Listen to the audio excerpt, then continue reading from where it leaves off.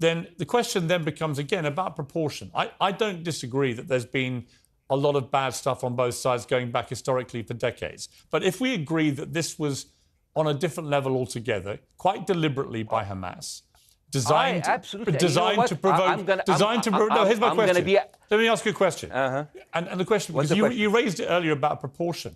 I honestly don't know what the proportionate response is. I honestly don't. I don't. I've been watching the airstrikes this week thinking... So what's your question? Well, I would ask you, if you were Israel, what would you... If I was Israel? If you were Israel and that had happened to you, what would you think would be the appropriate way for the country to respond? I would do exactly like Israel did, kill as many people as possible, since the world is letting me do it. I mean, I can do it because I can, you know? But the thing is, you know what? I agree with you. And you know what? I'm going to be even ahead of you, because I see the question coming. Do you condemn Hamas for the atrocity? Yes, I condemn Hamas. I condemn Hamas.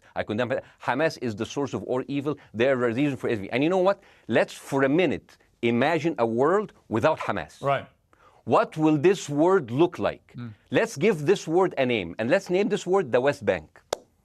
Hamas has absolutely no control in the West Bank. And since the beginning of this year, only through August, 37 Palestinian kids were killed. No music festival, no paragliding, no Hamas.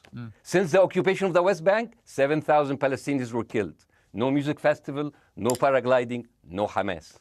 I can go on and on and on and on. No, but you don't need to, because in a way you're preaching to the choir. I've followed this crisis. Oh no, you're not preaching. So the thing is, like, in the sense that I know that what you're saying has validity. Of course, Piers. By the way, Piers. I am at a disadvantage here.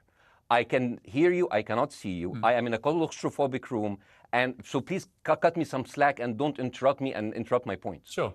So, because this has to be fair. Understand. Because if you want to only hear your opinion, I can just condemn Hamas and go home. I can do that.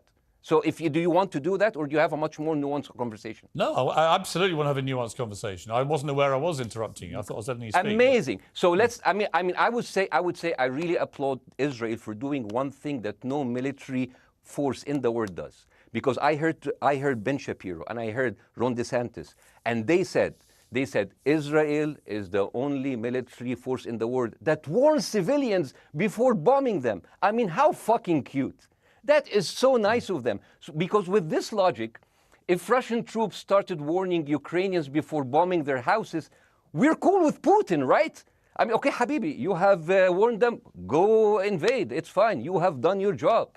I mean, the thing is, and I understand, and I also heard Ben Shapiro talking about Human Shield. So you remember my wife's family, they live in Gaza. So I asked them, I told them, when Israel give you the nice warning, the cute warning, does Hamas force you to stay in your home so you can be bombed and use as Human Shield? You know what, Hassan here, my wife's cousin, he's a loser, you know. He told me, you know, when I asked him, does that happen? He told me, no. The lying son of a bitch lied to me. I told him, you don't understand. Ben Shapiro and Ron DeSantis keep saying that Israel warns you and Hamas asks you to stay put. So I told you, he's a loser. He never kept a job. He even failed in all of the interviews to become like a Human Shield. I would believe Ben Shapiro. Let me ask you this, Bassem. So let's go with that. No. Let me ask you this. At some point, I must be able to ask you questions. It's not a monologue for you, Bassem. If we agree that for the 14,000 casualties, I mean, who's counting, are Human Shield, does that mean that every single one of those civilians was standing, obscuring a military target behind them?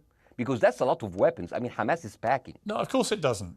And look, So there's some collateral damage. Lots of collateral damage. Yes. It's fine, yeah. You kill some to save some and then kill some more. Yeah, I agree, yeah. Well, let me ask you this. Again, it comes back to proportionate response. When the world decided it had to get rid of ISIS because of the appalling butchery they were carrying out, it did so by also killing, very sadly, a lot of civilians along the way by doing airstrikes against places which killing civilians are inevitable. You said that in the beginning. My point is, it's inevitable. Yeah, but once Israel has decided that they want to get rid of Hamas, and Hamas is embedded with civilian population, I'm very concerned about Yeah. what's going to happen next. I've written a column tonight saying, Yeah, I remember the absolutely. Iraq And the War, thing which is, I opposed, right? I remember all this. So my question for you is, I know.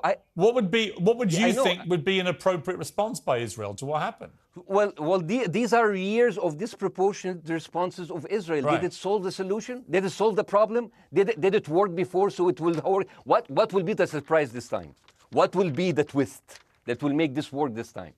What will be different this time?